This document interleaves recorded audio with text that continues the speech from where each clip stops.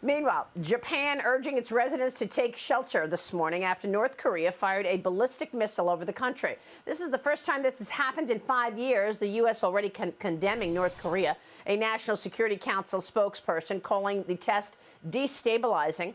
Today, Japan's prime minister will speak with President Biden about the situation. Joining me right now is Fox News senior strategic analyst, retired four-star General Jack Keane. General, it's great to see you this morning. Thanks so much for being here.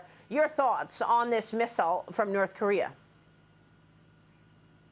Yeah, well, this has been the most active year of firing missiles in North Korea's history. This is the 20th, actually, and 5 in the last 10 days. And certainly, they fired an intermediate-range ballistic missile back in January, and they've also fired ICBMs. So they're going back to the full range of testing. Actually, most analysts believe that they're planning to test a 7th nuclear weapon device, something they haven't done in a number of years. So what's really going on here? Well, North Korea is clamoring for attention, as they always have been by these tests. And the provocative language that they use along with it, not as provocative as in the past in terms of their rhetoric, but nonetheless they want attention. And the other thing that's happening here is President Yoon has taken over in South Korea, and he has resumed the full regimen of training exercises with the United States. And as we speak, and likely the reason for this test is that there's an anti-submarine exercise going on with South Korea, the United States, and Japan.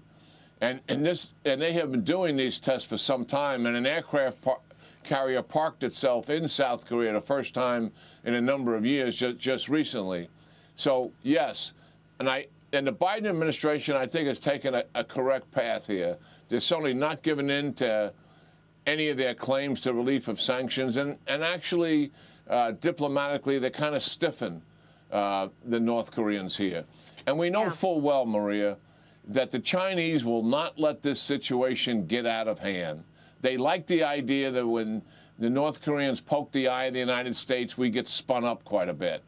But the fact is, they do not want that peninsula destabilized in any way and conflict to come out of that. That would be horrific for China, who is the only ally that North Korea really has. Well, very provocative. Also, we should mention a couple of days after Kamala Harris was in the region as well. Provocations also coming from Russia, obviously. Putin continues to taunt nuclear weapons. The CIA director has declared it's hard to say if Putin is bluffing on these nuclear weapons. Russia has been reportedly moving its nuclear arsenal toward the front lines in Ukraine. Moscow also deploying the world's biggest submarine capable of carrying the so-called apocalypse drones. General, your thoughts? Mike Turner, who's on the ranking member of the Intelligence Committee, told me on Sunday we should be believing our adversaries. Your thoughts? Well, certainly they are threatening the use of nuclear weapons. I still believe the probability is low based on what the circumstances are and what Putin is facing. If he ever used a nuclear weapon, he's facing destruction of his military inside of Ukraine. It would guarantee a response from the United States and NATO. We're not going to stand for a nuclear weapon going off in Ukraine, in Europe, and stand idly by and sit on our hands and let Putin take advantage of the rest of Europe in terms of nuclear blackmail. But at the same respect, I mean, you've got to take it seriously. And I think I'll take the administration at face value. They said that they have talked to the leadership in Russia. They have laid out what the catastrophic consequences are if Putin used a weapon. I've always had some concerns about the spine of this administration and their ability to confront adversaries in a responsible yet determined way. And I want to believe that they have said exactly that with degree of specificity to the Russians. So the Russians know full well what is the possible gain they could get from using a nuclear weapon. They won't end the war with it because the Ukrainian people aren't going to give up. We already know that. And bring the United States and NATO into the war certainly guarantees that Putin loses everything.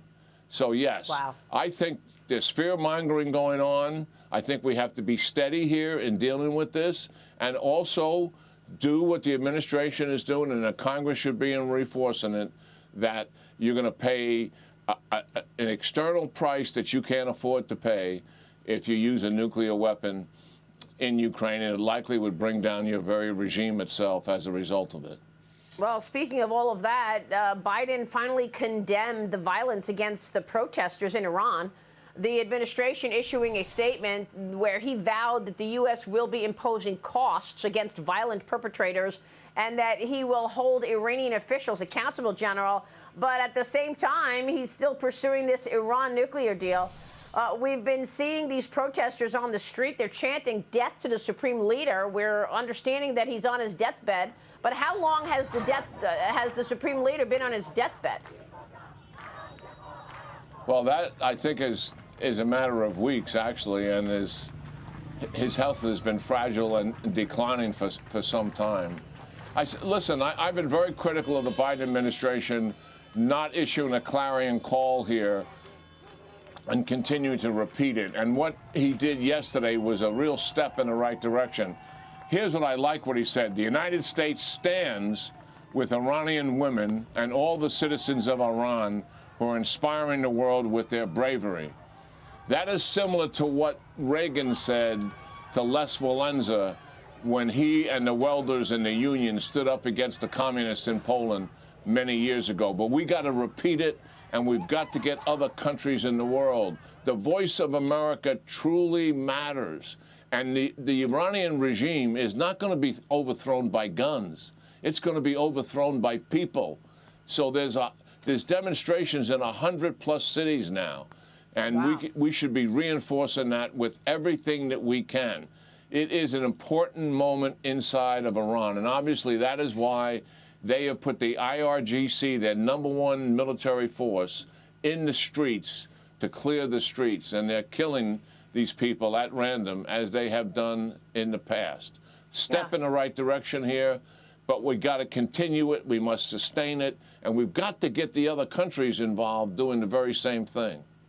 Yeah, it's a great point, and I'm glad you read the statement, General. Thanks very much for that. Good to see you this morning. General Jack Keane joining us on all of that foreign policy. Thank you, sir.